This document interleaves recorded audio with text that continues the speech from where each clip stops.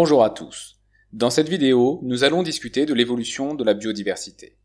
Après avoir visionné cette capsule, vous serez capable de donner des exemples d'évolution de la biodiversité à différentes échelles de temps, de définir la notion de crise biologique ainsi que ses conséquences, et d'identifier des facteurs impactant la biodiversité. L'évolution de la biodiversité à différentes échelles de temps.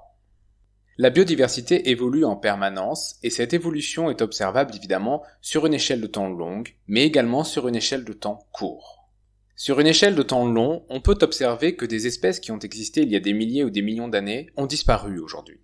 C'est le cas par exemple du mammouth laineux qui vivait pour les derniers représentants il y a 4000 ans, du tricératops qui a vécu il y a 66 à 68 millions d'années, ou encore des trilobites qui ont vécu entre moins 125 et moins 250 millions d'années.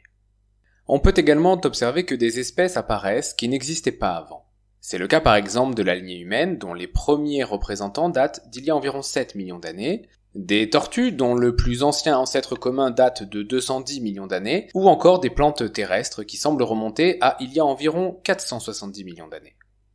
L'étude de la biodiversité du passé par l'examen des fossiles montre que l'état actuel de la biodiversité correspond à une étape seulement de l'histoire du vivant. De ce fait, les organismes vivants actuels ne représentent qu'une infime partie des organismes ayant existé depuis le début de la vie. Et cette évolution continue de la biodiversité s'observe également sur un temps très court. Prenons un exemple avec une population de bactéries. Certaines, à cause de mutations génétiques, peuvent posséder des allèles d'un gène qui leur permettent de résister à un antibiotique A, tandis que d'autres peuvent avoir un autre allèle leur donnant une résistance à un antibiotique B. D'autres encore peuvent n'avoir aucune résistance. On observe ainsi dans cette population une diversité génétique, qui est, je le rappelle, un des niveaux d'observation de la biodiversité. Si dans cette population l'antibiotique A est utilisé, toutes les bactéries ne possédant pas de résistance vont mourir, et les bactéries ayant l'allèle codant pour la résistance vont survivre, se reproduire et se multiplier dans le milieu. Si on compare la situation initiale et la situation finale, on observe bien une modification de la biodiversité sur une courte échelle de temps. La notion de crise biologique. Comme son nom l'indique, une crise biologique est un événement de modification importante de la biodiversité qui touche beaucoup de groupes sur une large échelle géographique, souvent planétaire, et dans un laps de temps assez court au niveau géologique, c'est-à-dire de l'ordre de la centaine de milliers ou de millions d'années.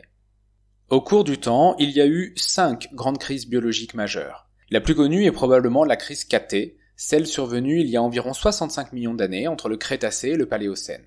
Au cours de cette crise biologique, 75% des espèces ont disparu. Les groupes suivants ont été fortement impactés. Tous les reptiles marins, les reptiles volants, tous les dinosauriens non aviens et les ammonites ont totalement disparu. D'autres groupes ont été peu impactés ou pas du tout. C'est le cas des mammifères, des insectes, des plantes à fleurs ou encore des tortues. Suite à la disparition d'un grand nombre d'espèces, les groupes qui survivent disposent de beaucoup d'espace dans les écosystèmes et vont s'y développer rapidement. La biodiversité des survivants tend donc à se diversifier rapidement après une crise biologique. Les conséquences d'une crise biologique sont donc doubles. D'une part, on a une extinction massive d'une grande quantité de groupes, et d'autre part, une diversification importante des groupes survivants. Les facteurs impactant la biodiversité. Les crises biologiques sont dues souvent à une conjonction de différents facteurs. Il existe plusieurs types de facteurs. Le climat, avec des glaciations par exemple, la géologie de la Terre, avec des épisodes intenses de volcanisme ou la baisse du niveau des mers, ou des événements aléatoires comme des impacts météoritiques. Lors de la crise Cathay par exemple, les facteurs qui ont joué sont principalement le volcanisme et un impact météoritique important. Aujourd'hui, on peut ajouter un nouveau facteur qui impacte la biodiversité, le facteur anthropique. Le mot anthropique signifie dû à la présence d'êtres humains.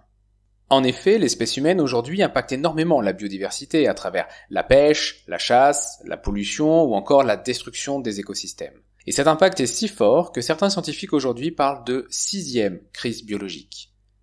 En résumé, la biodiversité évolue en permanence et cette évolution s'observe sur des temps longs, mais également sur des temps très courts, notamment pour la diversité génétique. Les crises biologiques sont un exemple de modification de la biodiversité. Elles sont souvent suivies d'une diversification importante des groupes survivants. Enfin, de nombreux facteurs incluant l'activité humaine peuvent provoquer des modifications de la biodiversité.